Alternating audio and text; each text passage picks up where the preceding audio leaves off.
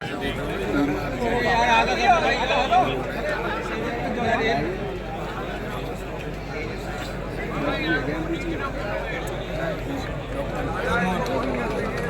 भाई साहब को प्रतीक चिन्ह देने के लिए सभी मंडल अध्यक्षों से आग्रह करूंगा कि वो आगे मंच के आगे पधारे। भारत माता की जय, भारत माता की जय। मंच पर विराजमान हमारी पार्टी के मुखिया भारतीय जनता पार्टी के प्रदेश के अध्यक्ष सम्मानीय मदन राठौड़ साहब, कैबिनेट में मेरे साथी उप मुख्यमंत्री भाई प्रेमचंद बैरी हैं। दौसा हमारा राजस्थान का वो जिला है जहां आपने देखा होगा कि आजादी के बाद 15 अगस्त को जो लाल किले पर झंडा फहराया गया था वो दौसा की भूमि से गया था, जिसने दुनिया में फहराने का काम किया। यही नहीं, मुझे पता है यहाँ के बड़ी संख्या में युवा आए हैं।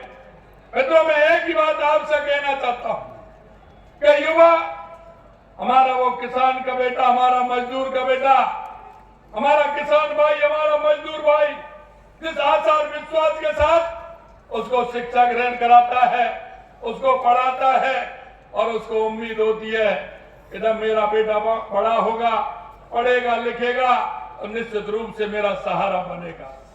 लेकिन मैं कहना चाहता हूं, उस बेटे को जिस तरह से निराशा मिली, उस माँ बाप को किस तरह की हालत हुई थी, क्योंकि हम जानते हैं, हम गांव के लोग हैं, गांव में हमें पता है कि हमारा भाई जो हमारे युवा के लिए वो किसान मजदूर किस तरह से जब पढ़ाई की बात आती है तो पैसा लाता है, लेकिन जब वो विश्वास पिताजी को दिलाता है कि निश्चित रूप से मैं पढ़ूंगा, मेरे को आप पढ़ाइए, वो कोचिंग भी कराता है, मकान भी दिलाता है और उसको पढ़ाई का काम करता है और वो युवा मेहनत भी करता है, पिताजी को विश्वास दिलाता है और पिताजी को विश्वास होता है कि नहीं, मेरा बेटा अब की बार परीक्षा में नंबर लाएगा। लेकिन मैं कहना चाहता हूं मेरे भाई और बहनों कि चुनाव से पहले भी हमने कहा था कि आप चिंता मत करिए, जिसने युवाओं के आंखों में आंसू लाने का काम किया है उसे हम किसी कीमत पर बख्शने वाले नहीं हैं। और आपने देखा है, डॉक्टर साहब ने कहा उस समय संघर्ष किया था, लेकिन मैं आपसे कहना चाहता हूं, पहले कहते थे अब की 50 अंदर हैं, फिर कहते थे 100 अंदर हैं, 125 अंदर हैं, लेकिन मैं कहना चाहता हूं संख्या बढ़ करके लगभग 200 तक पहुंचने वाली है, 200 तक पहुंचने वाली है। और ये हम विश्वास दिलाते हैं, जो हमने कहा है वो करके रहेंगे। जो हमने कहा है कि कोई भी इस तरह का दोषी होगा उसका किसी कीमत पर छोड़ने वाले नहीं है, ये भी हम आपको विश्वास दिलाते हैं। एक मैं और कहना चाहता हूं, हम चुनाव में गए थे, हमने संकल्प पत्र लेकर के गए, हमने संकल्प पत्र में आपसे वायदे किए थे। हमें आज कहना चाहता हूं कि हमने जो संकल्प पत्र में वायदे किए थे वो लगभग 5 साल के लिए थे, लेकिन लगभग 50% तक उन वायदों को हमने पूरा करने का काम किया है, पूरा करने का। आपने देखा होगा 15 दिसंबर को हमारी सरकार बनी थी, 16 दिसंबर को यह फैसला लिया था SIT गठन करने का और एंटी गैंगस्टर फोर्स गठन करने का। उसके बाद आपको ध्यान होगा किसान की सम्मान निधि बढ़ाने का काम किया, 450 रुपए में सिलेंडर देने का काम किया। हमारी माता बहनें कि हमने पेंशन बढ़ाने का काम किया 15% और हमने आंगनवाड़ी और हमारी आशा सहयोगिनी की पेंशन तनख्वाह बढ़ाने का भी हमने काम किया।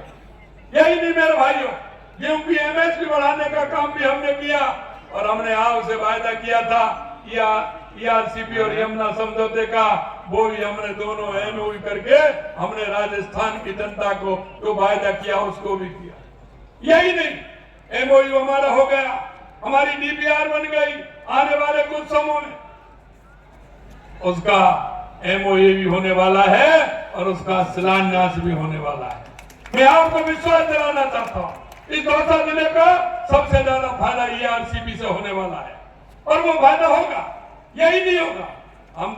मैं आपको कहना चाहता हूं, क्योंकि यह कांग्रेस की सरकार थी, राजस्थान के अंदर लंबे समय तक कांग्रेस की सरकार रही।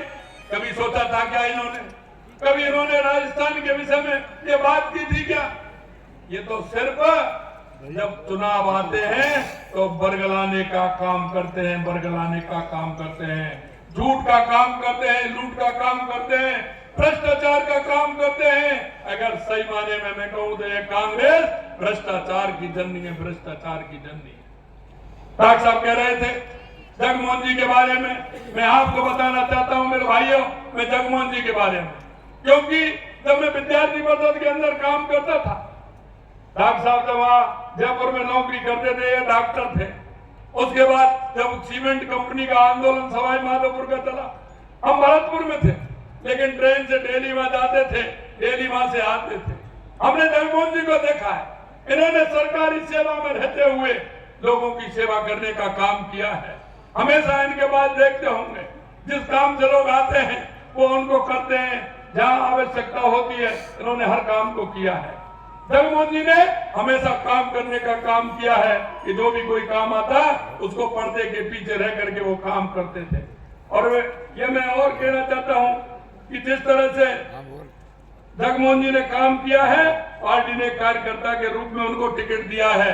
और मैं आपको यही विश्वास दिलाना चाहता हूं कि आपने देखा होगा कि दिल्ली मुंबई एक्सप्रेस हाईवे, अरे मैं कहता हूं कभी कभी मेरा वो है वो बांदी गुई का तांकड़ा, विधायक कहाँ है तांकड़ा?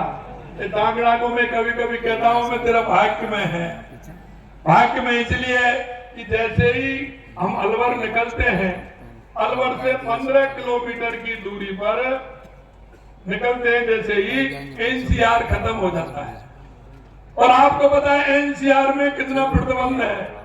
और अगर दिल्ली से सबसे नजदीक कोई जगह है तो वो है दौसा, वो दौसा जिला है।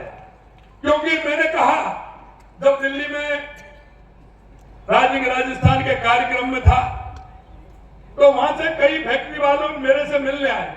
उन्होंने मेरे से कहा कि हम फैक्ट्री को जाते हैं, प्रदूषण होता है तो हमें बंद करनी पड़ती है, फैक्ट्री में जाते हैं तो हमें जाम मिलता है 3 घंटे 3.5 घंटे में हम पहुंचते हैं। मैंने उनसे कहा कि आप चिंता मत करिए, आप राजस्थान आइए, 1 घंटा 40 मिनट का रास्ता है दिल्ली गुड़गांव से, यहाँ का गाजियाबाद से, दिल्ली से, आप आइए। इसलिए मैं कहना चाहता हूं इस एरिया को हमने इंडस्ट्रियल एरिया डिक्लेयर किया है और आने वाले समय में देखना ये हमारा दिल्ली मुंबई कॉरिडोर है, ये औद्योगिक श्रेणी का सबसे बड़ा हब बनने वाला है, सबसे बड़ा हब बनने वाला है।